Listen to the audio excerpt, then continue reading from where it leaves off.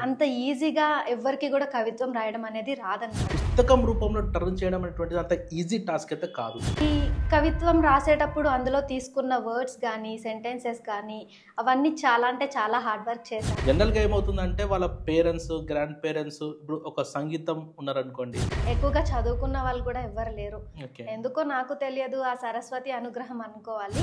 అసలు సమాజంలో ఒక ఆడపిల్ల ఏ విధంగా ఎలాంటి ప్రాబ్లమ్స్ ని ఫేస్ చేస్తుంది, మనుషులు పడేటువంటి బాధల నుండి, వాళ్ళ నుంచి వచ్చేటువంటి భావోద్వేగాల నుండి. అందుకని నేను మొదటి పుస్తకాన్ని రెవల్యూషన్ అండ్ మోటివేషనల్ గా తీసుకొచ్చాను. అతన్ని ఏది చెప్తే దాని వెనకాల ఫాలో అవ్వడము, వాళ్ళకి జేజేలు కొడుతూ బ్రతుకుతున్నారు తప్ప మనంతటా మనం బ్రతకగలం. మీ అభిమాన రాజకీయ నాయకుడు ఎవరు? లేరండి.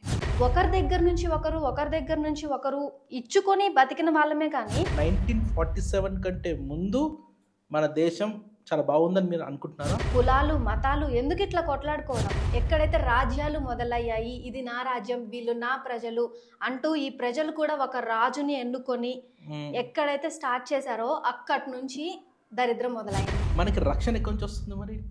అంటే ఇప్పుడు మీరు స్వేచ్ఛగా ఈ సిటీలో తిరగగలుగుతున్నారు ఎందుకంటే పోలీస్ డిపార్ట్మెంట్ ఆలోచన ఇంకా ఇంకా ఇంకా పెరుగుతుంది కాబట్టి ఇవన్నీ తయారయ్యాయి. హలో ఫ్రెండ్స్, వెల్కమ్ టు జరా జూమిన్. నా పేరు చందు. ఈరోజు మనము పొలగాని భానుశ్రీతో, తనెవరంటే తన చిన్న వయసులోనే తనలో ఉన్నటువంటి టాలెంట్, తనలో ఉన్నటువంటి కవిత్వం, తద్వారా తన ఒక పుస్తకం రాసింది. ఆ పుస్తకం పేరే మీ మదిలో నేను స్వేచ్ఛగా ఎగరాలని అనేటువంటి పుస్తకం రాసి చాలా అద్భుతంగా తనలో ఉన్నటువంటి ఆ టాలెంట్ని, తనలో ఉన్నటువంటి ఆ కవిత వైభవాన్ని చూయించింది. సో ఆ పుస్తకాన్ని చదివిన తర్వాత నాకు ముఖ్యంగా అర్థమైంది ఏమిటంటే, ఆ కవిత్వంలో ఒక మోటివేషన్, ఆ కవిత్వంలో ఒక రెవల్యూషన్ ఉన్నట్టు నాకు అనిపించింది. సో ఈరోజు మనం తనతో ఇంటర్వ్యూ చేద్దాం. నమస్కారం అండి. నమస్తే సార్. సో ముందుగా చెప్పండి, మీకు మీ పుస్తకం చదవడం జరిగింది, అందులో ఉన్నటువంటి కవిత్వం కానీ అవన్నీ కూడా చదివినప్పుడు నాకు అర్థమైంది ఏంటంటే, దానిలో ఒక చక్కటి మోటివేషన్, ఒక రెవల్యూషన్ లెవెల్ ఆఫ్ థింకింగ్ అనేటువంటిది ఉంది. చాలామందికి ఉంటుంది ఏంటంటే, వాళ్ళకి ఆ కవిత రాయాలనేటువంటిది, మంచి కవిత్వం రాయాలని ఉంటుంది, కానీ పుస్తకం రూపంలో టర్న్ చేయడం అనేటువంటిది అంత ఈజీ టాస్క్ అయితే కాదు. సో మీరు ఒక పుస్తకం రాయాలి అనేటువంటి ఆలోచన ఎక్కడి నుంచి వచ్చింది? అసలు మీ నేపథ్యం ఏంటి? పుస్తకం రాయాలి అన్న ఆలోచన అయితే నాకు మొదట్లో లేదండి. నార్మల్గా చిన్న కొటేషన్స్తో స్టార్ట్ చేశాను నా కెరియర్. అలా చిన్న కొటేషన్స్ కాస్త పెద్ద పెద్ద కవితలు రాయడము, ఆ కవితల్ని నేను న్యూస్ పేపర్స్కి ఇవ్వడము, వాళ్ళు ప్రింట్ చేయడం వల్ల నాకు ఇంకొంచెం ఎక్కువ మోటివేషన్ వచ్చింది. ఈ కవిత్వం రాసేటప్పుడు అందులో తీసుకున్న వర్డ్స్ కానీ సెంటెన్సెస్ కానీ అవన్నీ చాలా అంటే చాలా హార్డ్ వర్క్ చేశాను. అండ్ పదాల పొందిక కానీ, అమర్చడం కానీ, ఇవన్నీ ఎన్నో పుస్తకాలు చదివితేనే వస్తుంది. అంత ఈజీగా ఎవ్వరికి కూడా కవిత్వం రాయడం అనేది రాదనమాట. ఇలా స్టార్ట్ చేశాను. చేసిన తర్వాత నేను బుక్ వేద్దాము అనే స్టార్టింగ్ లో అనుకోలేదు. చాలా మంది బుక్ రిలీజ్ చేస్తుంటే, అరే ఇప్పటి వరకు నేను చాలా రాశాను కదా, చాలా న్యూస్ పేపర్స్ లో కూడా ప్రింట్ అయ్యాయి, నేను కూడా బుక్ తీస్తే ఎలా ఉంటుంది అన్న ఉద్దేశంతో అప్పటికే దగ్గర ఒక 200 కవితల పైన రాశాను. వాటిల్లో నుంచి ది బెస్ట్ అనుకున్నవి ఒక 51 గ్యాదర్ చేసుకొని ఇలా బుక్ తీసాను అనమాట. అందులో కూడా మాక్సిమం ఎక్కువగా మోటివేషనల్, రివల్యూషన్, స్త్రీ కోసము, సమాజం కోసం ఎలా పోరాడాలి ఏంటి అనేది ఎక్కువ కాన్సెప్ట్ ఉంటుంది. సో మొత్తానికైతే మీ ఫ్యామిలీలో కూడా ఈ కవిత రాయడం అనేటువంటి, కవిత్వం రాయడం అంటే ఇంట్రెస్ట్ మీ పేరెంట్స్ నుంచి వచ్చిందా? అసలు మీ ఫ్యామిలీ బ్యాక్గ్రౌండ్ ఏంటి అసలు? మా ఫ్యామిలీ బ్యాక్గ్రౌండ్ అయితే వ్యవసాయం అండి. వ్యవసాయం. ఓకే. ఎవ్వరు కూడా, మా తాతలు ముత్తాతలు నాన్న ఎవ్వరికి కూడా ఈ సాహిత్యం అనేది లేదు. ఎక్కువగా చదువుకున్న వాళ్ళు కూడా ఎవ్వరు లేరు. ఎందుకో నాకు తెలియదు, ఆ సరస్వతి అనుగ్రహం అనుకోవాలి. అంతే, అలా వచ్చేసేసింది. ప్రెసెంట్ అయితే ఎవ్వరు లేరు నాకు తెలిసి. మా ఇంటి పేర తీసుకున్నా లేకపోతే మాకు వారసత్వాలు చూసుకున్నా సరే ఎవరు కూడా ఇలా సాహిత్యంలో. ఎందుకు ఈ క్వశ్చన్ అడిగానంటే, మీరు చాలా చిన్న వయసు, సో చిన్న వయసులోనే ఒక పుస్తకాన్ని రాసి పబ్లిష్ చేయడం అనేటువంటిది జనరల్గా ఏమవుతుందంటే వాళ్ళ పేరెంట్స్, గ్రాండ్ పేరెంట్స్ ఇప్పుడు ఒక సంగీతం ఉన్నారనుకోండి, సంగీతంలో వాళ్ళ చిల్డ్రన్స్ తొందరగా వచ్చేస్తుంటారు ఫీల్డ్లోకి, అట్లా ఒక రచయితగా తొందరగా వచ్చేస్తుంటారు. కానీ మీకు ఎటువంటి బ్యాక్గ్రౌండ్ లేకుండా, అంటే మీ పేరెంట్స్ కానీ గ్రాండ్ పేరెంట్స్ కానీ ఈ రచయిత ఈ కేటగిరీలో లేరు, రైటర్గా కానీ, కానీ మీకు మాత్రం ఇంట్రెస్ట్ వచ్చింది అంటే మీరు పూర్వజన్మ సుకృతం అనుకోవాలి, అంతేనా? మేబీ అలాంటిదేనండి. అండ్ అదొక్కటే కాకుండా నేను సమాజంలో ఎదుర్కొన్న సమస్యలు, నాతోటి ఆడపిల్లలు ఎలాంటి సమస్యలు ఎదుర్కొంటున్నారు, పెళ్ళైన గృహిణులు, లేదు అంటే చిన్న పిల్లల దగ్గర నుంచి ముసలి వాళ్ళ వరకు, అసలు సమాజంలో ఒక ఆడపిల్ల ఏ విధంగా ఎలాంటి ప్రాబ్లమ్స్ని ఫేస్ చేస్తుంది, not only women, men also. తను ఒక అబ్బాయి బయటకు ఏడుస్తున్నాడు అంటే ఇక చాలా తప్పు అనమాట. కానీ అతనికంటూ కొన్ని భావాలు ఉంటాయి, కొన్ని భావోద్వేగాలు ఉంటాయి, అతను కూడా చూపించుకోవాలి. మానవుడు అన్న తర్వాత ఉమెన్ కి ఒక్కదానికే ఏడ్చే స్వతంత్రం కాదు, మెన్ కి కూడా ఏడ్చే స్వతంత్రం ఉంది.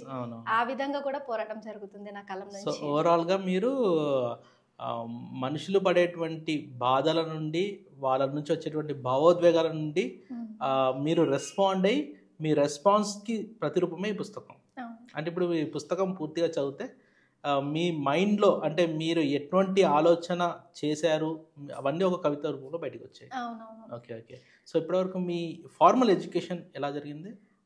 ఎడ్యుకేషన్ అయితే డిగ్రీ బీఎస్సీ కంప్యూటర్స్ కంప్లీట్ చేశాను. ఎక్కడ? కృష్ణా జిల్లాలో, గన్నవరం. అండ్ ఇబ్రహీంపట్నంలో ఎంబీఏ హెచ్ఆర్ కంప్లీట్ చేశాను. ఇబ్రహీంపట్నం. అండ్ లా ఎంట్రన్స్ రాయడం జరిగింది, సీట్ వచ్చింది, గుంటూరులో వచ్చింది, గుంటూరు జేసీ కాలేజ్ లో వచ్చింది. ఇప్పుడు ప్రెసెంట్ లా ఫస్ట్ ఇయర్ చదువుతున్నాను. సో ఇప్పుడు మీరు లా చదువుతున్నారు, ఎంబీఏ హెచ్ఆర్ పూర్తి చేశాను. సో మీరు అంటే మీ పుస్తకంలో మీరు రాసినట్టు మీ వృత్తి HR and law whatever, and మీ ప్రవృత్తి అనేటువంటిది రైటింగ్ అండ్ ఆర్టిస్ట్ అని పెట్టారు. సో ఆర్టిస్ట్ అంటే ఏమని అర్థం చేసుకోవాలి? ఆర్టిస్ట్ మీన్స్ బొమ్మలు గీస్తానండి నేను.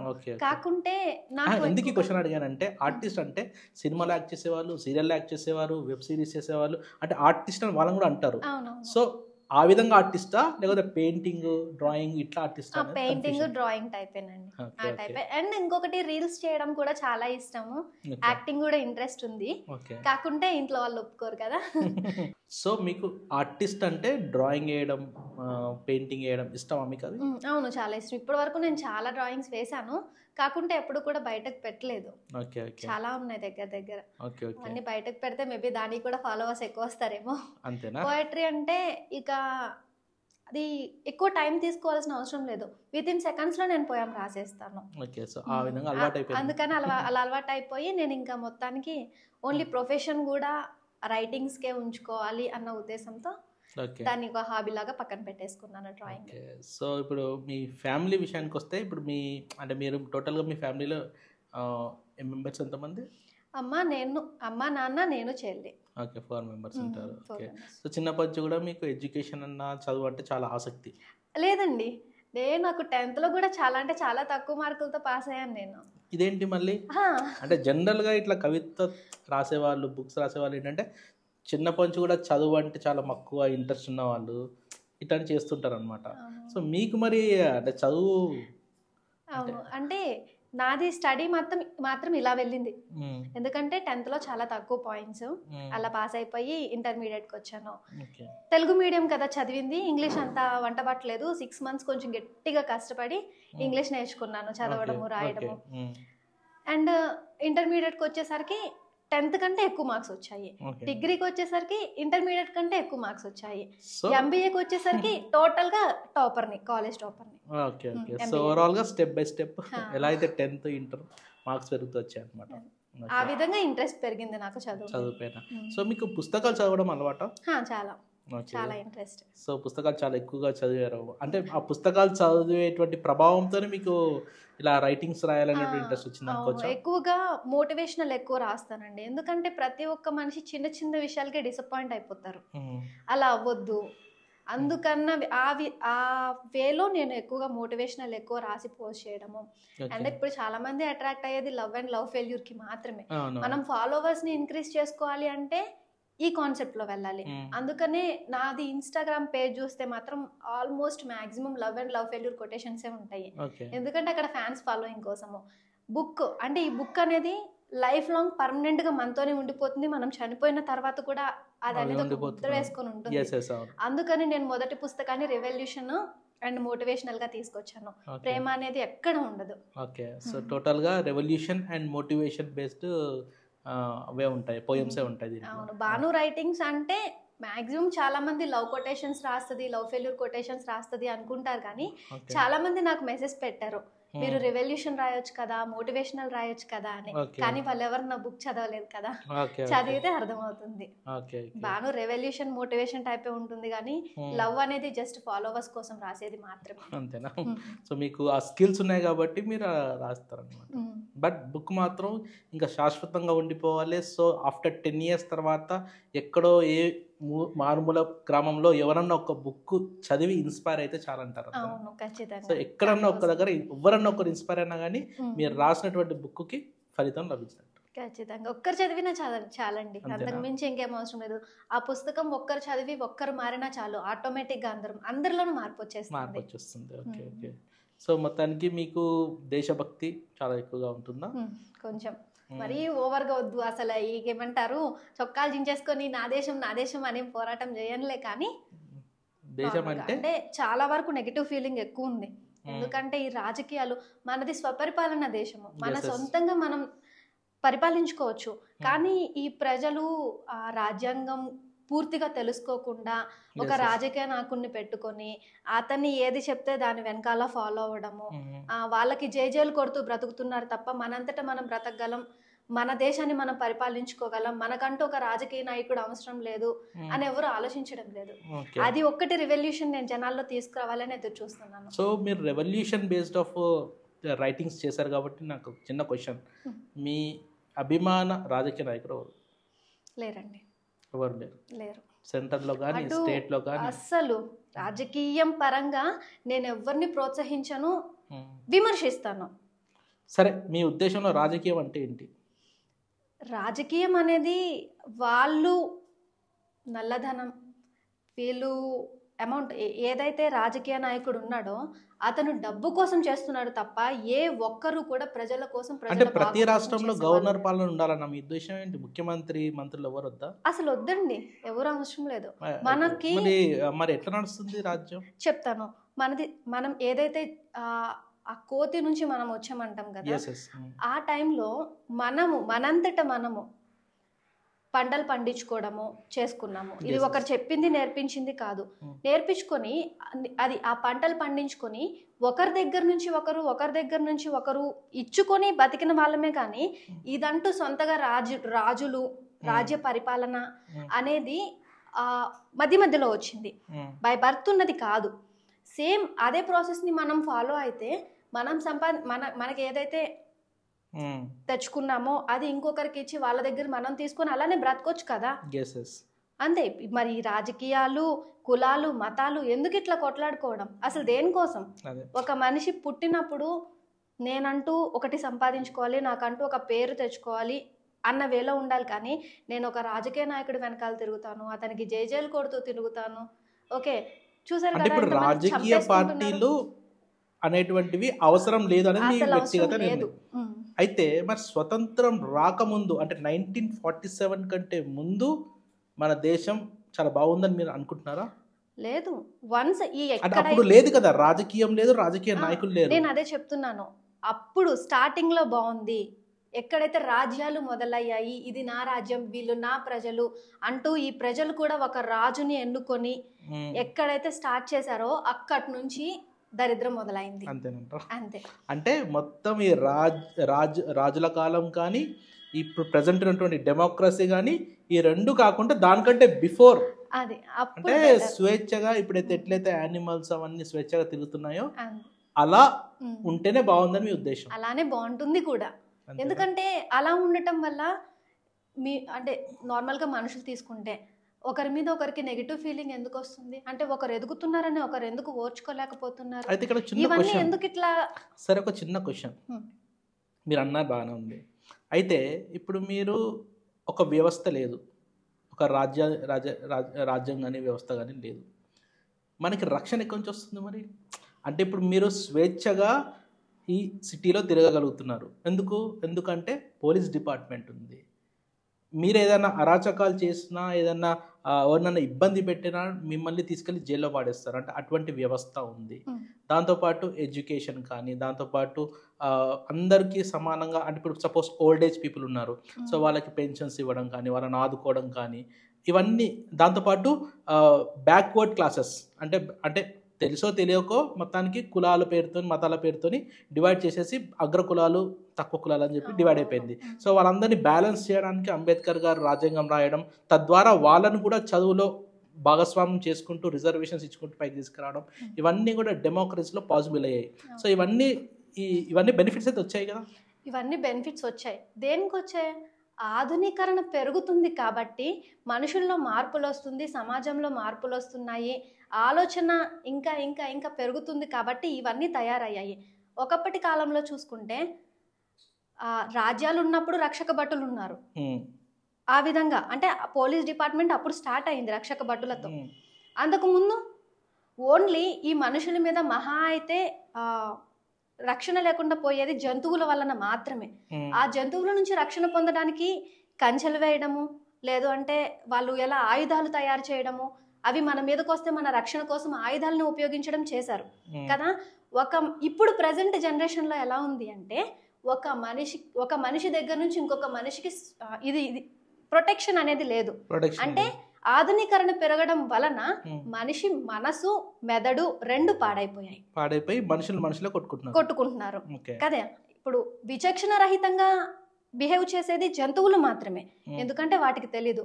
ఇప్పుడు మనం ఇంట్లో కుక్కల్ని పెంచుకుంటున్నాము, వాటికి రోజు బిస్కెట్లు వేస్తున్నాం, అన్నం పెడుతున్నాం, అవి మన మీదకి వస్తాయండి కొట్టడానికి, అది కరవడానికి రావు కదా. బయట వాళ్ళు వస్తే మొరుగుతాయి, అరుస్తాయి అంత. ఎందుకంటే ఆ మనిషి మాట అనేది కుక్కకి అర్థమవుతుంది. నువ్వు ఇలా చెయ్యొద్దు, అలా చెయ్యొద్దు అంటే ఆ కుక్కకి అర్థమవుతుంది. కాబట్టి ఎవరైనా వస్తే అరుస్తాయి, మొరుగుతాయి, కానీ కరవడానికి వెళ్ళవు. అది అంటే ఆధునీకరణ పెరగడం వల్లనే ఇదంతా జరుగుతుంది. ఆధునీకరణ పెరగద్దంటారు. యూజ్ లేదండి, అసలు యూజ్ లేదు. ఒక మనిషి స్వచ్ఛంగా, స్వేచ్ఛగా బ్రతకాలి ప్రపంచంలో. మనకున్న దాంట్లో తినాలి, ఉండాలి. పుస్తకాలు రాశారు అంటే లిపుల నుంచి స్టార్ట్ అయ్యింది. అప్పుడు అయితే ఇప్పుడు మీరు రాజ్యంతో ఉన్నటువంటి కాలం కానీ, ఇప్పుడు డెమోక్రసీ కానీ, వీటికంటే ముందు బాగుండే అంటారు. సరే, ఇప్పుడు ఎలాగో మనకు ఆ పరిస్థితి కానీ స్థితి కానీ లేదు. అయితే ఇప్పుడు మీరు ఒక్కటి చెప్పండి, రాజరిక పాలన కొన్ని వందల సంవత్సరాలు మన ఇండియాలో చూసాం. ఆ తర్వాత డెమోక్రసీ వచ్చి, స్వతంత్రం వచ్చి మనకి ఇప్పుడు ఉన్నటువంటి రాజకీయ నాయకులతో నడుస్తుంది. సో ఇప్పుడు ఉన్నటువంటి ఈ డెమోక్రసీ జనరేషన్ బెటరా, లేదా దీనికంటే ముందు ఏదైతే రాజరిక పాలన జరిగిందో అది బెటరా మీ ఉద్దేశం? మీరు అడిగిన క్వశ్చన్ అంటే అంతకుముందు వద్దు, ఇంకా మనకి అంతకుముందు వద్దు. అక్కడ నుంచి రాజ్యాలు, రాజులు దగ్గరకు వచ్చాం, మంత్రుల వరకు. ఆ తర్వాత నుంచి ఇప్పుడు రాజ్యం, డెమోక్రసీ అంటే ప్రజలే ఎన్నుకోబడుతుంది. తను ఎవరైనా సరే, మంచోడైనా చెడ్డవాడైనా సరే, ప్రజలు ఎన్నుకునేటువంటి స్వేచ్ఛ ఇప్పుడు ప్రెసెంట్ ఉంది. అప్పుడు ఆ ఛాన్స్ కూడా లేకుండే. ఇది మనకి తరతరాలుగా వస్తుంది అనమాట. ఓకే, ఎందుకు ఒక మనిషి మనల్ని పరిపాలించాలి? ఇప్పుడు ఒక పర్సన్కి 40 సంవత్సరాలు, అతను పేదవాడు, కూలి పని చేసుకుంటున్నాడు. ఆ పని చేస్తేనే అతనికి ఒక రోజు గడుస్తుంది, కడుపు నిండుతుంది 3 పూట్ల. అదే 40 సంవత్సరాలు ఉన్న వ్యక్తి రాజకీయంలో ఉన్నాడు, అతనికి వెనకాల ఆస్తుందా, డబ్బులున్నాయా, ఇది మ్యాటరు. ఇతనికి ఏమీ లేదు, పలుకుబడి లేదు, ఆస్తి లేదు, ఏమీ లేదు. ఇతను ఎన్నుకోబడ్డాడు. ఎందుకు ఎన్నుకోబడ్డాడు? ప్రజల చేత. నా దగ్గర డబ్బు ఉంది, నా దగ్గర అధికారం ఉంది, దాని ద్వారా నేను మిమ్మల్ని పాలిస్తాను, మీకు డబ్బులు ఇస్తాను, పరిపాలిస్తాను అన్న వేలో ఎవడు చెప్పడు కదండి బయటికి, నా వెనకాల డబ్బులు ఉంది అంటే. ఎవరు ఒప్పుకోరు. లేదు, నేను మీ భవిష్యత్తుని బంగారు బాట చేస్తాను, మిమ్మల్ని మంచిగా, అంటే మీ పిల్లల భవిష్యత్తుని, తరతరాలని కూడా మంచి ఒక వృద్ధిలో వెళ్ళేటట్టు చేస్తాను అన్న వేలో చెప్పి, అలాంటి చెప్పలేదు. ఇంకా ఏంటిది? ఇప్పుడు ఉన్నటువంటి డెమోక్రసీ ఏదైతే జనరేషన్ ఉందో, అంటే లాస్ట్ 70-80 ఇయర్స్ స్వతంత్రం వచ్చి, సో ఈ 80 సంవత్సరాలలో ఉన్నటువంటి ప్రజాస్వామ్య రాజ్యం బాగుందా, అంతకుముందు ఉన్నటువంటి రాజరికపు పాలన బాగుందా? దీనికి క్వశ్చన్ ఎలా చెప్పాలి అంటే, రాజ్యాలు రాజులు ఉన్న కాలంలో ఆడపిల్లలపై జరిగిన వివక్షత ఆగలేదు. ప్రెసెంట్ ఉన్న డెమోక్రసీలో ఆడపిల్లలపై జరుగుతున్న వివక్షత ఆగలేదు. ఇన్ ఫ్యూచర్ లో ఏఐ జనరేషన్ వచ్చిన తర్వాత మేబీ రోబోల మీద ఏమన్నా రేపులు చేస్తారేమో కూడా తెలియదు. అంత నీచంగా అయిపోయింది మన సమాజం. రాజరిక పాలన గానీ డెమోక్రసీ రెండు బాలేదు. అంతే బాలేదు. ఎందుకంటే డెమోక్రసీ రాజ్యం బాలేదంటారా? 1% మనుషులు చచ్చిపోతున్నప్పుడు చంపేస్తున్నప్పుడు ఒకటి బాగుంది ఒకటి బాలేదు అని చెప్పలేం కదండి. ఒక మనిషిగా పుట్టడం అనేది చాలా అంటే చాలా గ్రేట్ఫుల్ థింగ్ అనమాట. అలాంటి పుట్టుకని ఒకడు వచ్చి జడ్జ్ చేయడం ఏంటి? ఒక పర్సన్ మన మీద అధికారం చెలాయించడం ఏంటి? మన బ్రతుకు మనం బ్రతకలేమా? మనది మనం సంపాదించుకోలేమా? ఒక 2 చేతులు 2 కాళ్ళు 2 కళ్ళు దేవుడు ఇచ్చాడు అంటే మన పని మనం చేసుకోలేకుండానే ఒకరి మీద ఆధారపడిపోయి బ్రతుకుతున్నామా? ఆధారపడుతున్నాం కాదు అనడం లేదు. అలాగని రాజకీయ వ్యవస్థని ఇంక్రీజ్ చేయొద్దు, సపోర్ట్ చేయొద్దు అని నేను అంటున్నాను. నాకు అర్థమైంది. సో డెమోక్రసీ రాకముందు రాజుల పరిపాలన ఉండే. సో రాజుల పరిపాలనలో ఒక మంచి రాజు వచ్చిండు అంటే ఆ రాజ్యం సుభిక్షంగా ఉంటుండే. కానీ వాళ్ళ అబ్బాయి ఎవరో మొత్తానికి జనరేషన్ మారిన తర్వాత ఒక మూర్ఖుడు వచ్చాడు రాజు. అప్పుడు ఇంకా ఆ రాజ్యం మొత్తం భ్రష్టు పట్టిపోయింది. అంటే మొత్తం రాజు కొడుకు వాళ్ళపైన ఆధారపడి ఉండే. సో ఆ రాజు ఎట్లా అంటే అట్లా, మంచోడైతే మంచోడు, చెడ్డోడైతే చెడ్డోడు. ఓకే, బట్ ఇప్పుడు డెమోక్రసీలో ఒకవేళ మీకు నచ్చకపోతే, ఒక ముఖ్యమంత్రి కానీ ఎవరన్నా ఒక రాజకీయ నాయకుడు నచ్చకపోతే తనని ఓడించేటువంటి శక్తి డైరెక్ట్గా మీ చేతిలో ఉంది. అంటే ప్రజల చేతిలో ఇవ్వడం జరిగింది. సో ఆ రాజ్యం కంటే ఇప్పుడు ఉన్నటువంటి డెమోక్రసీ బెటరే కదా.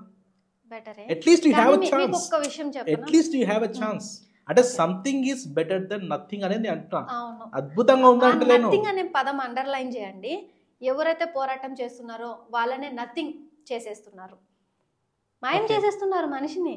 అలాంటప్పుడు ఏ సామాన్య మానవుడు పోరాటం చేయగలడు? వాళ్ళ మీద ఎదిరించి ప్రశ్నించగలడు. ఆ ఎదిరించి ప్రశ్నించవచ్చు అనేది ఒక హక్కు మనకి. ప్రశ్నించగలం, ఒక మనిషి ప్రశ్నించగలడు. ఇదే ప్రశ్నని కప్పేస్తున్నారండి.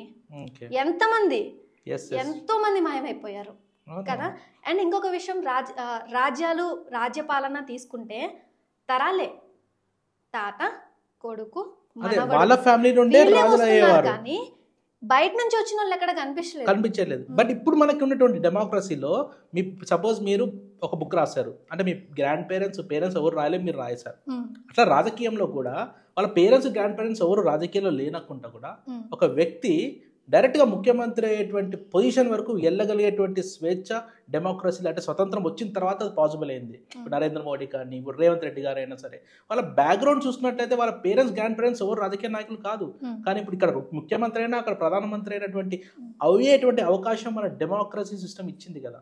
సో రాజరిక పాలన కంటే ఇప్పుడు బెటరే కదా. అవును, వాళ్ళు డూ ఆర్ డై అయితే చెయ్యాలి లేదా చావాలి అన్న ఉద్దేశంతో ప్రతి ఒక్క అడుగు వేసుకుంటూ ప్రతి ఒక్క మెట్టుని పేర్చుకుంటూ ఎన్నో అవరోధాలు, జైళ్ళ పాలయ్యారు, అవమాన పాలయ్యారు. అయిన తర్వాత ఎంతో కొంతమందిని సంపాదించుకొని అభిమానులుగానో లేదు అంటే వాళ్ళని సపోర్ట్ చేసే విధంగానో వాళ్ళు చేసిన మంచి ద్వారానే ఇంతమంది సపోర్ట్ ఇచ్చారు. కానీ ఇతనికి సపోర్ట్ వస్తున్న టైంలో అతని మీద నెగిటివ్ చాలా వచ్చింది. కానీ వాటన్నిటిని నిలదొక్కుని నిలబడి తనకి తాను సపోర్ట్ ఇచ్చుకొని అయితే నేను బ్రతుకుతా లేదంటే చచ్చిపోతా, నాకు జీవితం రాజకీయమే అన్నవాడు నిలబడ్డాడు. కానీ ఇప్పుడు ప్రెసెంట్ ఇక్కడేముంది అంటే డబ్బు పెట్టి కొనేస్తున్నారు జనాలని. ప్రెసెంట్ మనిషి మనసు మెదడు పాడైంది డబ్బు కోసం మాత్రమే. డబ్బే మొత్తం నడిపిస్తుంది. ఓకే, నాకు అర్థమైంది. ఇప్పుడు నాకు ఒక్క విషయం చెప్పండి, మీ దృష్టిలో అసలు డబ్బు అంటే ఏంటి? డబ్బు అంటే ఒక వ్యసనం. అది మనిషిని మంచి వైపు తీసుకెళ్తుంది, చెడు వైపు తీసుకెళ్తుంది. 100%లో 80% చెడే జరుగుతుంది, 20% మంచి జరుగుతుంది. శ్రీవెన్నెల సీతారామ శాస్త్రి గారు రాసినటువంటి పాట ఒకటి ఉంది, మనిషి పుట్టడానికి పాడే కట్టడానికి మధ్యలో అంతా ఉంది మనీ మనీ అని ఒక పాట. అంటే మనిషి పుట్టిన దగ్గర నుంచి చనిపోయేంత వరకు ప్రతిదీ కూడా మనీతోనే లింక్ అయి ఉంది, ఎవ్రీథింగ్. సో ఇప్పుడు చెప్పండి, మీ దృష్టిలో మనీ అంటే మనీని మనం ఎంతవరకు అయితే యూజ్ చేసుకోవాలో అంతవరకే యూజ్ చేసుకోవాలి. అంతకు మించి ఎక్కువ కావాలి అనుకుంటే అయితే సక్సెస్ అవుతాడు, లేదా మొత్తానికి అదో పాతాళానికి పడిపోతాడు. నీకు డబ్బు ఓకే, డజన్ అరటిపళ్ళు కొనుక్కోవడం వరకు మాత్రం నీ దగ్గర డబ్బులు ఉంటే చాలు. బండి మొత్తం కొనేసేసుకొని ఏం చేసుకుంటావు నువ్వు? అంతే కదా. ఇప్పుడు నాకు తినాలనిపిస్తుంది అంటే అవి మాత్రం కొనుక్కోవడానికి నా దగ్గర డబ్బులు ఉంటే చాలు. బండి మొత్తం కొనుక్కొని నేను ఇంటికి తీసుకెళ్ళిపోతే ఒక రోజుకో 2 రోజులకో మొత్తం పాడైపోతే మొత్తం నేను తినేలేను కదా. ఇప్పుడు మనిషి సంపాదించుకుంటున్నాడు, మనిషి సంపాదించుకుంటున్నాడు, వెనకేసుకుంటున్నాడు. తన ఇంట్లో వాళ్ళకంటే బంధువులకి ఇవ్వరు, పేదవాళ్ళకి ఇవ్వరు, వెనకాల పెట్టుకుని ఉంటారు. సడన్ గా హార్ట్ అటాక్ వచ్చి పోతే డబ్బులన్నీ ఏమవుతాయి చెప్పకుండా. మళ్ళీ ఈ పిచ్చి మనుషులు ఎలా తయారైపోయారు అంటే, నా దగ్గర ఇంత డబ్బు ఉందిరా, నేను దాచుకున్నాను రా అని కన్న బిడ్డలకి చెప్పరు, కట్టుకున్న పెళ్ళానికి చెప్పరు, దాచిపెట్టుకుంటారు. అవి తర్వాత ఏమవుతాయి, చెదల పాలు అవుతాయి. అంతే కదా. ఎందుకు అంత సంపాదించుకొని ఏం చేసుకుంటారు? అందుకే కదా నామినీ పెట్టారు కానీ సంపాదించుకున్న బ్లాక్ మనీ మొత్తం కూడా మీ అకౌంట్ లో ఒక 10 లక్షల రూపాయలు ఉన్నాయనుకోండి, ఫస్ట్ ఫామ్ ఫిల్అప్ చేసినప్పుడు మీరు నామినీ రాస్తారు. అంటే మీరు పోయిన తర్వాత ఎవరికి డబ్బులు వెళ్ళాలి అని. 10 లక్షలు 50 లక్షలు అంటే చాలా చిన్న అమౌంట్ అండి. 1 కోటి రూపాయలు అంటే దానికి జరగాల్సిన రైట్స్ జరుగుతాయి కదా. ఈ కోట్లలో జరుగుతుంది కదా మొత్తం అంతా. ఈ లక్షల్లో 90 లక్షల వరకు తీసుకోండి, చిన్న అమౌంటే. 1 కోటి రూపాయలు అంటే చాలా పెద్ద అమౌంట్ కదా. 1 కోటి, ఆ కోటిని దాచి ఎవరికి చెప్పుకోకుండా సంపాదించుకుని ప్రయోజనం ఏంటి? నువ్వు సంపాదించింది పేద ప్రజలకి పంచిపెట్టు. ఓకే, పిల్లలు చదువుకోవాలి అని చదువుకోలేక ఉన్న వాళ్ళు చాలా మంది ఉన్నారు, వాళ్ళందరికీ పంచిపెట్టు. ఏం చేసుకుంటావు నువ్వు? పాడి మీద వేసుకొని పోతారా? అంతే కదా. ఇప్పుడు ఆ పాడి మీద చిల్లర చల్లుతున్నారు, నోట్లు చల్లించుకుంటారు. అంతేగా, పోయిన తర్వాత అంతకు మించి ఇంకేం లేదు. మనీ అనేటువంటిది మీ దృష్టిలో ఇంపార్టెంట్ కాదు, కానీ రిక్వైర్మెంట్. అంతే, అవసరానికి మాత్రం వాడుకోవాలి. అంతే, అవసరానికి సంపాదించుకోవాలి, అవసరానికి వాడుకోవాలి తప్ప డబ్బే జీవితంగా మొత్తం వ్యక్తిత్వాన్ని కోల్పోతుంటారు. అంతే, మరి వ్యక్తిత్వం పోతుంది కదా డబ్బు వలన. నా అనుకునే వాళ్ళను అవసరమైతే చంపేస్తున్నారు, తోడ పుట్టిన వాళ్ళను, కన్నా తల్లిదండ్రులను. ఆ డబ్బు మాయలో ఆ మైకం అంటారు కదండి, డ్రగ్స్ తీసుకుంటే ఏ విధంగా ఉంటుందో డబ్బున్న వాడికి కూడా ఆ విధంగానే ఉంటుంది అనమాట ఆ మైకం. అది అక్కడ వరసలు, వాయా వరసలు ఏం కనిపించవు. నా దగ్గర డబ్బు ఉంది అంతే, నేను ఏదైనా చేయొచ్చు, నేను ఏది చేసినా చాలా మనీ అవుతుంది అనేసి అనుకుంటున్నారు. కానీ మనకంటూ ఒక రాజ్యాంగం ఉంది, ఒక చట్టం ఉంది, తీసుకొచ్చారు. ఆ వేలో ప్రొసీడ్ అవుతున్నా సరే డబ్బు మాత్రమే కప్పేస్తుంది. ఆ డబ్బు వద్దు. ఒక పేద మధ్యతరగతి వ్యక్తి చట్టం ఉంది అని న్యాయం కోసం పోరాడుతుంటే డబ్బు తీసుకొచ్చి పెడుతున్నారు పోలీసులకు కానీ ఎవరన్నా కానీ. మరి ఈ మధ్య పేద తరగతి వ్యక్తి ఏమైపోవాలి? అతని దగ్గర డబ్బు లేదు డబ్బు పెట్టి కొనడానికి, మరి అతనికంటూ ఏదో ఒకటి ఉండాలి కదా బలం, అది కూడా రానివ్వడం లేదు. సో మొత్తానికి మన దేశంలో, మొత్తం ప్రపంచంలో డబ్బున్న వాడిదే రాజ్యం, వాడిదే నడుస్తుంది. మరి అంతే కదండి. మొన్న ఈయన వాళ్ళ అబ్బాయి పెళ్లి జరిగింది కదా, పేర్లేదు, అదే అంబానీ గారు, తప్పే ఉంది. ఓకే, అంబానీ గారు కొడుకు పెళ్లి జరిగింది. ఏం చేశారు? రీఛార్జ్లు ఇంక్రీజ్ చేసేసారు. ఒక మధ్య తరగతి వాడు అంత డబ్బు పెట్టి రీఛార్జ్, ఒక లెవెల్లో ఉన్నదాన్ని హై లెవెల్లోకి తీసుకెళ్ళిపోయారు. దాని నుంచి వచ్చిన డబ్బులతో వాళ్ళు బంగారు బట్టలు చేపించుకోవడం ఏంటండి? బంగారు బట్టలు చేపించుకొని ఎవరికి చూపిస్తారా? ఆ చేపించుకునేదో అంతమంది ప్రపంచంలో ఎంతమంది పేదవాళ్ళు ఉన్నారు, ఎంతమంది చెత్త కుప్పల పక్కన లేకపోతే డ్రైనేజీల పక్కన పడుకునే వాళ్ళు ఉన్నారు, వాళ్ళకి ఇవ్వచ్చు కదా. లేదంటే ఒక అనాథాశ్రమమో వృద్ధాశ్రమమో ఏర్పాటు చేసి దానికి డొనేట్ చేయొచ్చు కదా. ఇలాంటి ఆలోచనలు ఎందుకు రావట్లేదు? ఇంకొక విషయం, ఈ అనాథాశ్రమము వృద్ధాశ్రమము రావడానికి ప్రధాన కారణం ఏంటి? మనిషి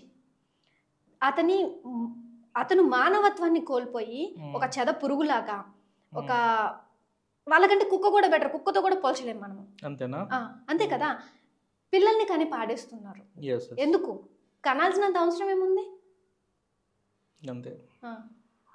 అమ్మ నాన్న ఎంత అల్లారు ముద్దుగా పెంచుకుంటారు చిన్నప్పటి నుంచి పెద్ద అయ్యేంత వరకు. ఎందుకు వాళ్ళను రోడ్డు మీద అట్లా ఎలా వదిలేస్తున్నారు, అలా ఎలా కొడుతున్నారు? ఆ రీల్స్లు వీడియోస్ చూస్తుంటే మనసు తరుక్కుపోతుంది, అంత కోపం వచ్చేసేస్తుంది. కర్రుచ్చుకొని అమ్మని నాన్నని కొట్టేస్తున్నారండి. చిన్నప్పుడు అంతలా కొట్టగలిగారా మిమ్మల్ని పెంచేటప్పుడు అమ్మ నాన్న? వాళ్ళని అసలు అలా ఎలా కొట్టాలనిపిస్తుంది? అది వాళ్ళ ఆక్రోధన, ఆవేదన ఇక మనం చెప్పలేం. ఒక కవిత ఉంది, నేను రాశాను దానికోసం. అది అసలు ఎంత దారుణంగా హింస పెడుతున్నారంటే తల్లిదండ్రుల్ని, అసలు ఈ ప్రపంచంలో పుట్టడం అనేది చాలా పెద్ద తప్పురా నాయన అనుకుంటాం అనమాట. సో భాను తేజశ్రీ గారు చెప్పండి, మీకు ఇప్పటివరకు వచ్చినటువంటి పురస్కారాలు ఏంటి? పురస్కారాలు అక్షర క్రాంతి పురస్కారం, ఓకే, కాళోజీ జాతీయ పురస్కారం, ఓకే, ఇంకా చిన్న చిన్న ఉన్నాయండి. కానీ రీసెంట్గా వచ్చింది అవార్డు శ్రీదేవి ప్రతిభ అవార్డు వచ్చింది. ఓకే. సో మొట్టమొదటి అవార్డు తీసుకునే సమయంలో మీ ఫీలింగ్ ఏంటి? అంటే నేను ఎక్స్పెక్ట్ చేయలేదు. అప్పుడప్పుడు భావ కవిత్వాలు రాయడం అలవాటు చేసుకున్నాను అనమాట. ఆ భావ కవిత్వాలకి అక్షర కిరీటి అనేది పేరు వచ్చింది నాకు. Okay, okay. ఎక్సైటింగ్ గా చాలా హ్యాపీగా ఫీల్ అయ్యారు అప్పుడు? హ్యాపీగానే ఫీల్ అయ్యాను. ఓకే. సో ఇప్పుడు లేటెస్ట్ గా వచ్చినటువంటి అవార్డు శ్రీదేవి ప్రతిభ అవార్డు. ఓకే. సో ఇప్పుడు మొత్తానికి మీరు అంటే కవిత్వం రాసి ఒక పుస్తకం రాసడం, ఓకే ఫైన్. సో టోటల్గా మీరు ఇంకేదైనా కొత్తగా పుస్తకాలు ఏమైనా రాసే ప్లాన్లో ఉన్నారా? ఇంకా ఆల్రెడీ ఒక బుక్ రెడీగా ఉంది. ఓకే. అంటే ఇప్పుడు ప్రెసెంట్ ఏమో ఇది రివల్యూషన్ మొత్తం అందరూ చదివే విధంగా రాశాను ఫస్ట్ బుక్ వచ్చేసి. Second book almost maximum college students, school students ఎక్కువ చదవాలన్నమాట పిల్లలు. ఎందుకంటే ప్రెసెంట్ అసలు మన సమాజంలో ఏం జరుగుతుంది, ఎలా ఉంది, ఏ అంశంపై ఎలాంటి ధోరణి ఉంది ఏంటి అనేది మొత్తం కూడా డీప్ అండ్ డెప్త్గా ఆ ఆర్టికల్స్ అనేవి రాయడం జరిగిందనమాట. ఒక్కొక్కటి తీసుకొని అది రాశాను. అది చదివి ప్రతి ఒక్క స్టూడెంట్ ఇన్స్పైర్ అయ్యి అసలు సమాజంలో ఏం జరుగుతుంది, ఎలా అంటే ఇది చేయడం వల్ల ఎలాంటి ప్రభావం ఎదురవుతుంది అనేది తెలుసుకోవాలి. దానికి రిలేటెడ్గా ఒక 24 ఆర్టికల్స్ నేను రెడీ చేసుకున్నాను. 24 ఆర్టికల్స్? ఆ పుస్తకంలో ఉండేటి ఆర్టికల్స్? ఓన్లీ ఆర్టికల్స్, పోయమ్స్ కాదు. ఆర్టికల్స్ మొత్తానికి. అది ఒక నావెల్ బేస్ లో వెళ్తుందా లేకపోతే? నావెల్ ఏం కాదు, chapter based. Maximum chapter based. ఇప్పుడు స్టూడెంట్స్ బుక్స్ ఎట్లయితే టెక్స్ట్ బుక్స్ ఉంటాయో దానికి రిలేటెడ్ గానే ఉంటుంది. అసలు కంటెంట్ స్టార్ట్ చేసి అందులో క్వశ్చన్స్, ఆన్సర్స్, అంటే అది క్వశ్చన్ అండ్ ఆన్సర్ టైప్ లో కూడా ఉండదు. ఒక ప్రశ్న వచ్చిన వెంటనే వరుసన ఒక 5-6 ప్రశ్నలు వస్తాయి. అవి జరగకుండా ఉండాలి అంటే మనం ఎలాంటిది తీసుకోవాలి అనేది క్లాస్ లో కంక్లూజన్ వచ్చేస్తుంది. కంప్లీట్ అయిపోయింది. త్వరలో రిలీజ్ చేస్తాను. త్వరలో రిలీజ్ చేస్తారు. సో ఎప్పటి వరకు ఎక్స్పెక్ట్ చేయొచ్చా book? November first week. Okay. So book పేరేంటి? ఇంకా పేరేం అనుకోలేదండి, ఎందుకంటే ఇదంటే రివల్యూషన్ మోటివేషన్ వచ్చింది కాబట్టి ఈ వేలో తీసుకున్నాను. అది టోటల్ గా ఆర్టికల్స్ కాబట్టి కొంచెం అంటే ఇదిగా పెట్టాలి, స్టూడెంట్స్కి రిలేటెడ్ కాబట్టి దానికి మంచి పేరు పెట్టాలి అనేసి ఆలోచిస్తున్నాను. Okay, okay, fine. సో నాకు ఒక విషయం చెప్పండి, నెక్స్ట్ 10 yearsలో మిమ్మల్ని మీరు ఏ పొజిషన్లో చూసుకోవాలనుకుంటున్నారు? ఒకటి మెయిన్ టార్గెట్ అయితే జడ్జ్గా చూసుకోవాలండి, అండ్ ఒక ఫిలింకి డైరెక్షన్ చేయాలి. ఓకే. సో మీకు సినిమాల పైన కూడా ఆసక్తి ఉంది? అంటే సినిమాలో డైరెక్షన్ చేయాలి అనేటువంటిది మీ ఆసక్తి? రైటింగ్ కమ్ డైరెక్షన్, ఒక మూవీ టోటల్గా నేనే రాసి డైరెక్ట్ చేయాలి. యాక్టింగ్ ఇంట్రెస్ట్ ఉంది, అది అవకాశం వస్తే వదులుకోను. ఓకే. సో యాక్టింగ్లో అవకాశం వస్తే వదులుకోరు, నెంబర్ 1. డైరెక్షన్ చేయాలి అనేటువంటిది ఇంట్రెస్ట్. ఓకే. అంటే డైరెక్షన్ చేయాలి అంటే మీ బుక్లో రెవల్యూషన్ అండ్ మోటివేషన్ లెవెల్లో మీ పుస్తకం ఉంది. సో ఇప్పుడు మీరు ఒక డైరెక్షన్ చేయాలి అని అనుకుంటే కనుక అంటే దీని బేస్ మీద ఉంటుందా లేకపోతే ఒక క్యాజువల్ లవ్ స్టోరీ అయినా, లవ్ ఫెయిల్యూర్ స్టోరీ అయినా, లేకపోతే రివల్యూషన్ స్టోరీ అయినా, ఏదైనా పర్లేదు. సో డైరెక్టర్ కావాలి అనేటువంటిది కూడా మీకు ఒక ప్రవృత్తి, అంతే, వృత్తి మాత్రం బాగా ఇంట్రెస్ట్ అన్నమాట. ఇంట్రెస్ట్, ఆ ఇంట్రెస్ట్ ని కూడా ఫుల్ఫిల్ చేసుకుంటే వచ్చే సంతోషం ఇంకా మాటల్లో చెప్పలేము కదండి. సో మూవీ డైరెక్షన్ కూడా అంటే నెక్స్ట్ 10 yearsలో we can expect any movie? చేయొచ్చు, పక్కనా. సో కమిట్ అయిపోయారు 100%. సో దానికి తగ్గట్టు how you are doing your homework? దానికి హోంవర్క్ ఏమైనా ప్రిపేర్ చేస్తున్నారా? అంటే లైక్ స్టోరీస్ రాసుకోవడం కానీ అట్లా? స్టోరీస్ ఇంకా స్టార్ట్ చేయలేదండి. ఆల్బమ్ సాంగ్ స్టార్ట్ చేశాను, అండ్ ఏమన్నా షార్ట్ ఫిల్మ్స్ వచ్చినా సరే దానికి అవకాశం వస్తే డైరెక్షన్లో ఖచ్చితంగా నేను చేస్తాను. ఆ డైరెక్షన్ కూడా ఒకటి నేర్చుకుందాము అని అనేసి ఉంది. చూస్తాను. సో మీ ఫేవరెట్ మూవీ ఏంటి? ఫేవరెట్ మూవీ అంటే 100% love, Chaitanya Thaman. Okay, okay, fine. So ఇప్పుడు మీరు డైరెక్టర్ అవ్వాలి అనేటువంటి ఒక లక్ష్యం కూడా మీలో ఉంది కాబట్టి మీ ఫేవరెట్ డైరెక్టర్ ఎవరు? ఫేవరెట్ డైరెక్టర్ రాజమౌళి గారే. అసలు చాలా బాగా చేస్తారు. కానీ తననేమి నేను ఇన్స్పిరేషన్గా ఏం తీసుకోలేదు. ఇష్టం, బాగుంటుంది ఆ డైరెక్షన్, అంతేనా? ఆ చూడడానికి కానీ అదంతా కూడా బాగుంటుంది view. So favourite hero? Favourite hero వచ్చేసి రజనీకాంత్ గారు, తమిళ తలైవా. ఓకే, రజనీకాంత్. సో భవిష్యత్తులో మీరు సినిమా డైరెక్షన్ చేయాలనేటువంటిది ఒక ఇంట్రెస్ట్. ఓకే, దాంతోపాటు మీకు ఒకవేళ అంటే మీకు యాక్టింగ్ పైన కూడా ఆసక్తి ఉంది అని తెలిసింది కాబట్టి, సో మీకు కంఫర్టబుల్ రోల్గా ఏదైనా ఒక అవకాశం వస్తే, అది షార్ట్ ఫిలిం కావచ్చు, వెబ్ సిరీస్ కావచ్చు, మూవీ కావచ్చు, సో మీరు చేస్తారా? ఖచ్చితంగా చేస్తాను, అసలు వదులుకోదలుచుకోలేదు.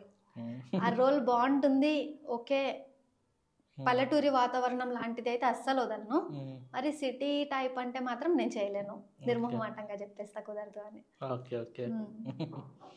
సో మొత్తానికి మీకు యాక్టింగ్ పైన, డైరెక్షన్ పైన, రెండింటి మీద ఇంట్రెస్ట్ ఉంది. అండ్ మీరు కొత్త బుక్ ఇంకోటి రాయబోతున్నారు, దానికి ఇంకా పేరు పెట్టలేదు. Okay, fine. సో ఇంకా ఫ్యూచర్ ప్లాన్స్ ఏంటి, కెరీర్ పరంగా చెప్పండి. లైక్ ఎందుకంటే మీరు హెచ్ఆర్ MBA చేశారు, తర్వాత గ్రాడ్యుయేషన్ BSc కంప్యూటర్స్ చేశారు, ఇప్పుడు నెక్స్ట్ మీరు ఏం చదువుతున్నారు? ప్రెజెంట్ LLB చదువుతున్నాను, లా చదువుతున్నారు. సో మీ కెరీర్ పరంగా మీరు ఎట్లాంటి ప్లాన్ చేసుకున్నారు? అంటే మిగతా కూడా ప్యాషన్ పక్కన పెట్టండి, ఇప్పుడు ప్రొఫెషన్ గురించి మాట్లాడుకుందాం. ఓకే, ప్రొఫెషన్ పరంగా అయితే ఇప్పుడు LLB 3 years కంప్లీట్ అయిపోయిన తర్వాత జడ్జ్కి రాద్దాం అనేసి ఫిక్స్ అయిపోయాను. ఈ 2 years ప్రాక్టీస్ చేసేసి జడ్జ్కి రాద్దాం అని ప్రాక్టీస్ అయ్యాను. ఒకసారి పోయినా 2 సార్లు పోయినా రాయడం అనేది పక్క, గెలవడం అనేది పక్క. అది ఫస్ట్ అటెంప్ట్ లోనే రావాలి అని నేనేం కోరుకోను, పడి లేస్తేనే విజయాన్ని సాధించగలను. ఫస్ట్ అటెంప్ట్ లో రావాలి అనేటువంటి స్పెషల్ గా ఫోకస్డ్ గా మాత్రం వర్క్ చేస్తున్నారు, అలా చేస్తున్నాను. కానీ పెట్టేసుకోలేదు, వచ్చేస్తుంది అని టార్గెట్ పెట్టేసుకుని రాకపోతే డిసప్పాయింట్ అవడం కంటే 2-3 సార్లు రాసుకున్నా వచ్చింది అన్న కాన్సెప్ట్ లో ఉంటే ఇంకా బాగా చదవగలను. అంటే మెయిన్ ఇక్కడ ప్రాబ్లం ఏంటంటే 2-3 సార్లు ఎలాగో రాస్తాను కదా అని చెప్పి ఫస్ట్ టైం కూడా కొంచెం నిర్లక్ష్యంగా రాసే అవకాశం ఉంది. అలా నిర్లక్ష్యంగా అంటే పోతే డిసప్పాయింట్ అవడం కంటే మరీ టార్గెట్ పెట్టుకోకుండా ఉండటం మేలు కదా అన్న ఉద్దేశంతో నేను ఆ వేలో ఆలోచించాను. బెటర్ ఫస్ట్ లోనే వచ్చింది అంటే ఇంకంతకు మించి సూపర్ ఏం లేదు కదా. అదే మెయిన్ ఏంటంటే చాలా వరకు ఫస్ట్ టైమే రావాలి అనేటువంటి కసిగా చాలా కష్టపడి చదువుతారు, బట్ రాలేదు అనుకుంటే మాత్రం ఇమీడియట్గా డెఫినెట్గా ఫీల్ ఉంటుంది, కానీ ఇమీడియట్గా వాటి నుంచి బయటకు వస్తారు. మరీ అంత కసిగా చదివేసేసేసి రాసేసేసి అంతేం లేదు నాకు. అది చదివేది కూడా ఇష్టంతో చదవాలి, నేర్చుకోవాలని చదవాలి. పడిగాపులు పొద్దున్న నుంచి సాయంత్రం వరకు కూర్చొని పుస్తకాలు తిరిగేయడం వల్ల ఏం రాదు. మనం చదివేదాన్ని మనకి ఇంట్రెస్ట్తో ఇష్టంతో చదివితే ఒక్కసారి చదివినా చాలు గుర్తుండిపోతుంది. ఓకే, సో మీరు ఒక గ్రాడ్యుయేట్గా, పోస్ట్ గ్రాడ్యుయేట్గా చెప్పండి, ఒక ఆడపిల్లకి అంటే మామూలుగా ఇప్పుడు చదువు అనేటువంటి విలువ, అంటే చదువుకి ఇంత విలువ ఉంటుంది అని చెప్పడానికి మీ దృష్టిలో అసలు చదువు అంటే ఏమిటి? ఒకటి, ఆడపిల్ల ఒకరి మీద ఆధారపడకుండా బ్రతకాలి. అలా బ్రతకాలి అంటే తనంతట తాను సొంతంగా పని చేసుకోగలగాలి. అది చదువు రాకపోయినా పర్సనల్గా ఒకటి ఆర్ట్ అనేది ఉంటుంది మనిషిలో. స్టడీ కంప్లీట్ చేసుకొని మంచి జాబ్ చేయడమా, లేదు ఆ జాబ్లో కూడా చాలా ఫేస్ చేయాల్సి ఉంటుంది. మేనేజర్ దగ్గర నుంచా, కలీగ్స్ దగ్గర నుంచా, లేకపోతే సొసైటీ నుంచా. వన్స్ ఆడపిల్ల బయటకు వెళ్తుంది అంటే ఎన్నో రకాల మాటలు పడాలి, ఇంట్లో ఎంతో ఫైట్ చేసి బయటికి రావాలి. కాబట్టి తను చదువుకుంది అంటే తన కాళ్ళ మీద తాను నిలబడగలదు, లేదు అంటే ఆ చదువు ఉందన్న ధైర్యంతో బిజినెస్ స్టార్ట్ చేసుకునే తను బ్రతకగలదు. చదువు అనేది మోస్ట్ ఇంపార్టెంట్ ఒక ఆడపిల్లకి. తను చదువుకోవడం వల్ల సొసైటీలో మంచి గౌరవం వస్తుంది, తను సంపాదించుకోగలుగుతుంది. లేదు నాకు చదువు అవసరం లేదు, నాకున్న టాలెంట్తో నేను బ్రతికేయగలను అనుకున్న సూపర్. ఓకే, సో ఆడపిల్ల చదువు వల్ల చాలా బెనిఫిట్స్ ఎక్కువ ఉన్నాయి, చాలా ఎక్కువ బెనిఫిట్స్ ఉంటాయి లైఫ్లో. తను ఉన్నతమైనటువంటి స్థితికి వెళ్ళడానికి చదువు అనేటువంటిది ఒక పునాది అంటారు. అది ఆ ఎడ్యుకేషన్ ఉండటం వల్ల ఏంటి అంటే పెళ్ళి అనేది ఇంపార్టెంట్ ఆడపిల్ల లైఫ్లో. ఆ పెళ్ళి జరిగిన తర్వాత ఎలాంటి సిచ్యువేషన్స్ ఫేస్ చేయాలో ఆడపిల్ల గ్రహించలేదు. భర్త పరంగా రావచ్చు, అత్తమామల పరంగా రావచ్చు, లేదంటే భర్త ఎక్స్పైర్ అవ్వచ్చు, చెప్పలేం. ఆ టైంలో తను ఒకరి మీద ఆధారపడకుండా తనంతట తను బ్రతకాలి అంటే ఖచ్చితంగా చదువు అనేది ఉండాలి.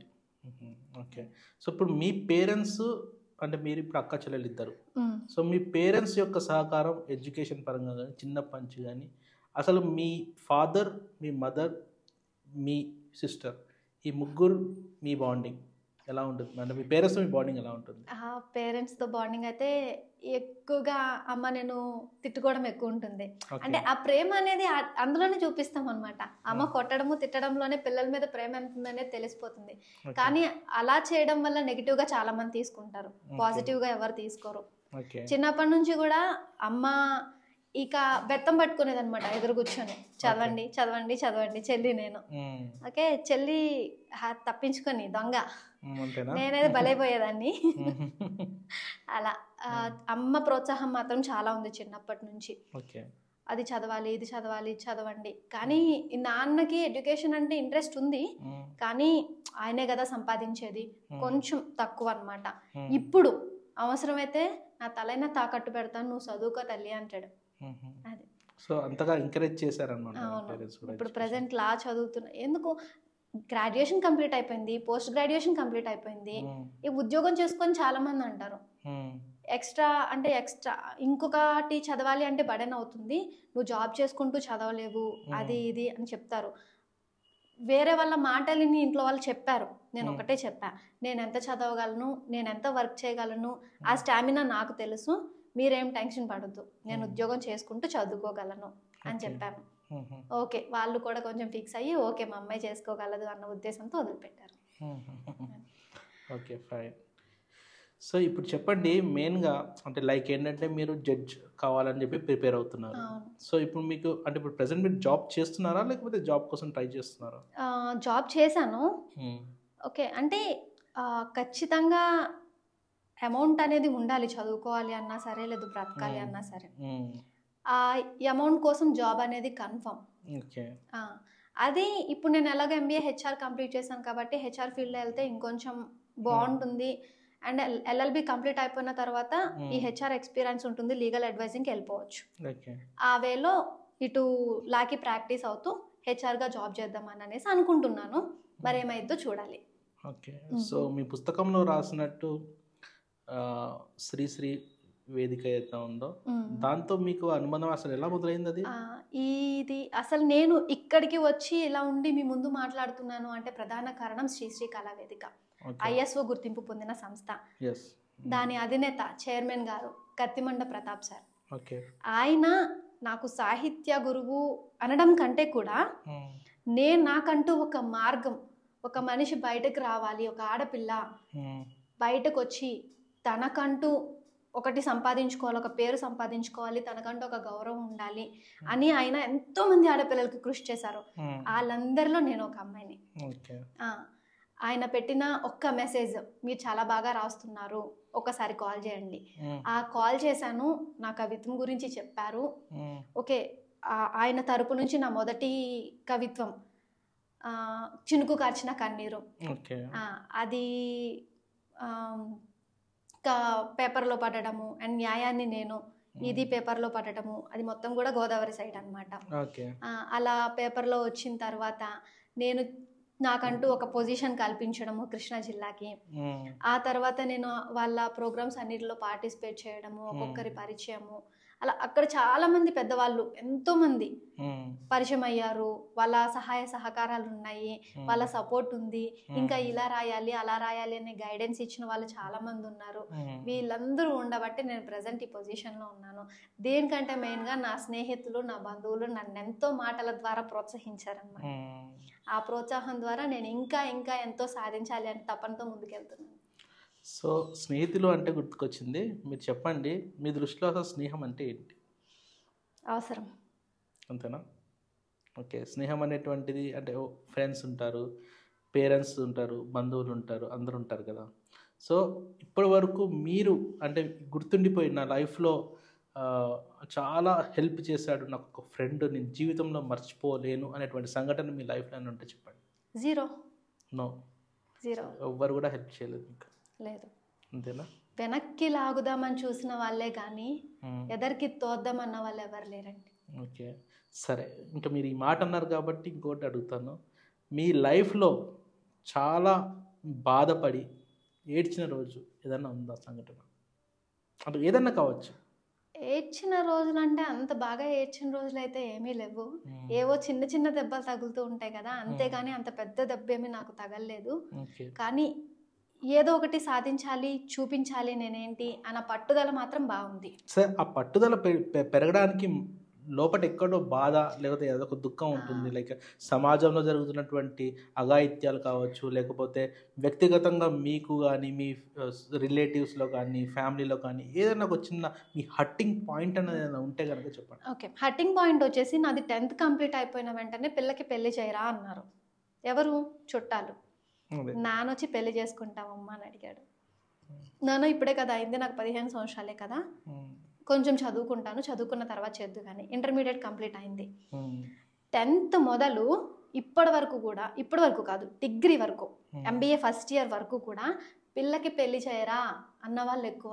MBA ఫస్ట్ ఇయర్ కంప్లీట్ అయింది, మా నాన్న ఏమన్నాడు తెలుసా, ఆ పిల్ల చదువుకుంటుంది, ఏదో సాధించాలి అనుకుంటుంది, తనకంటూ ఇప్పుడు నేను వెతకాల్సిన అవసరం లేదు, తననే వెతుక్కుంటూ సంబంధాలు వస్తే అప్పుడు నేను పెళ్లి చేస్తా అన్నాడు. అక్కడ నేను ఎంత ఫేస్ చేసి వచ్చుంటాను చెప్పండి, ఇన్ని ఒక 6 years 7 years. అది ఇంట్లో అమ్మ నాన్న పెడుతున్నారు మనకి తిండి, వాళ్ళు పోషిస్తున్నారు, వీళ్ళకి లేని బాధ బయట వాళ్ళకి ఎందుకు వచ్చిందండి? వాళ్ళు కన్నారు, వాళ్ళు పెంచుకోలేరా, వాళ్ళు పోషించుకోలేరా? పోషించుకుంటారు, మీరెవరు చెప్పడానికి? ఆ పిల్లలకి ఎప్పుడు పెళ్లి చేయాలో పేరెంట్స్కి తెలుసు, ఏం చేయాలో వాళ్ళకి తెలుసు. ప్రతి దానికి వీళ్ళ ఇన్వాల్వ్మెంట్ ఏంటి జీవితంలో? ఎప్పుడు అవ్వాల్సింది అవ్వలేదు. ఇప్పుడు ఈ పొజిషన్ లో ఉన్నాను, మేబీ నాన్న సపోర్ట్, నాన్న మాట.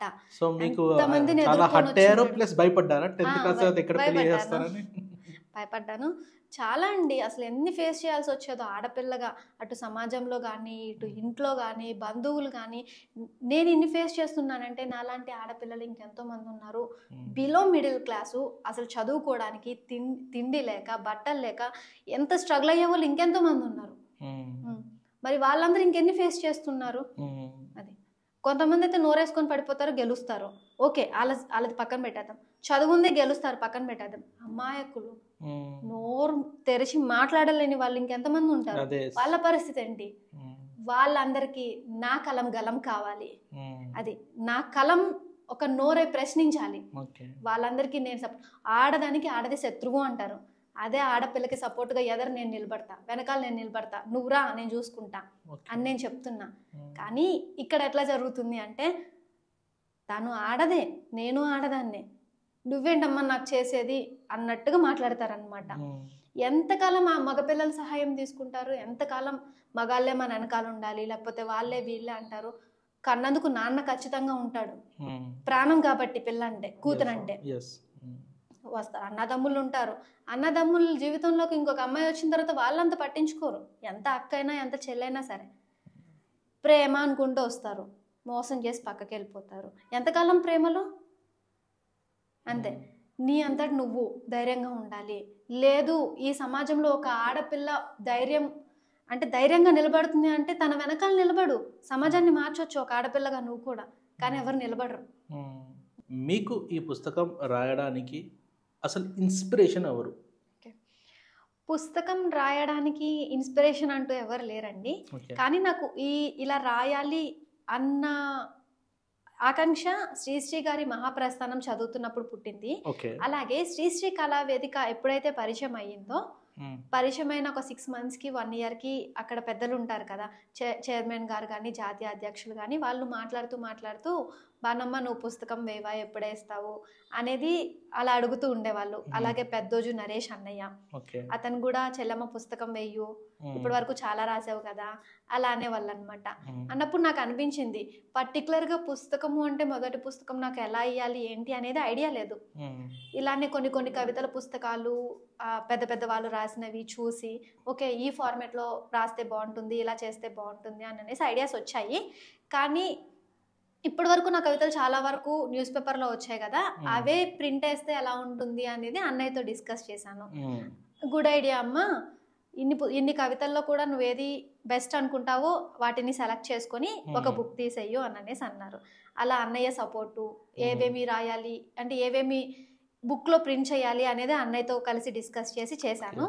అండ్ కత్తిమండ ప్రతాప్ సార్ గారు కూడా ఇలా చేయబాను బాగుంటుంది అని సపోర్ట్ చేయడము, రామావతి మేడము, లలిత మేడము, అంటే నాలో ఇంకా ఏమన్నా నేను ఎలా రాయాలి, ఇంకొంచెం గొప్పగా ఎట్లా రాయాలి, ఏ విధంగా ఆలోచించాలి అనేవి ఐడియాస్ ఇవ్వడము. అలాగే మా జ్ఞానసుందరి టీచర్ గారు 10th క్లాస్లో ఆమె కొట్టిన అంటే ఒక్కటే దెబ్బేశారు, అక్షరాలు సరిగ్గా రాయట్లేదు అని చెప్పేసి విమానం మొత్తం మోగించారు. ఆ క్షణం నుంచి అసలు మామూలుగా కాదు. నాది 10th క్లాస్ కంప్లీట్ అయిపోయి వెళ్ళిపోయేటప్పుడు నా తెలుగు పుస్తకం మేడం అడిగి తీసుకున్నారు. నా తర్వాత ఒక 3 years వాళ్ళకి నా పుస్తకం చూసి చెప్పారు. అది చాలా గ్రేట్ మూమెంట్ కదా. మళ్ళీ ఆ పుస్తకం నా దగ్గరకు వచ్చింది. అది మా జ్ఞానసుందరి టీచర్ గారు ఆమె అక్షరాలు అందంగా ఉండాలి, ఇలా రాయండి ఇలా రాయండి అని చాలా సార్లు బాగా నేర్పించేవాళ్ళు. ఆమె వల్ల అట్లాగా అంటే అది చదువుతున్న టైంలో రచయితల గురించి ఎక్కువ తెలుసుకున్నాను. కవి పరిచయాలు ఉండే కదా, అవి బాగా గుర్తున్నాయి. ఇప్పుడు డిగ్రీ ఫైనల్ ఇయర్కి వచ్చిన తర్వాత ఇలా శ్రీకళ వేదిక పరిచయం అవ్వడము, ఈ విధంగా నా జర్నీ స్టార్ట్ అయ్యి ఇప్పుడు ఇక్కడికి వచ్చాను అనమాట. ఓకే, సో ఇప్పుడు మీరు ఎంబీఏ పూర్తి చేస్తారు కదా. ఎంబీఏ అంటే మామూలుగా మీరు బీఎస్సీ కంప్యూటర్స్ చేసిన తర్వాత ఎంబీఏనే చూస్ చేసుకోవాలని అంటే ఎవరైనా చెప్పారా, లేకపోతే మీరు ఎంబీఏ అసలు ఎందుకు చేశారు? ఎంబీఏ నేను ఫస్ట్ ఎంఎస్సీ చేద్దాం అనుకున్నాను. ఎంఎస్సీ అంటే అయితే లెక్చరర్గా అన్న వెళ్ళు, లేదు అంటే సాఫ్ట్వేర్ సైడ్ అన్న వెళ్ళాలి అని అనేసి అన్నారు, కంప్యూటర్ బేస్డ్ కాబట్టి.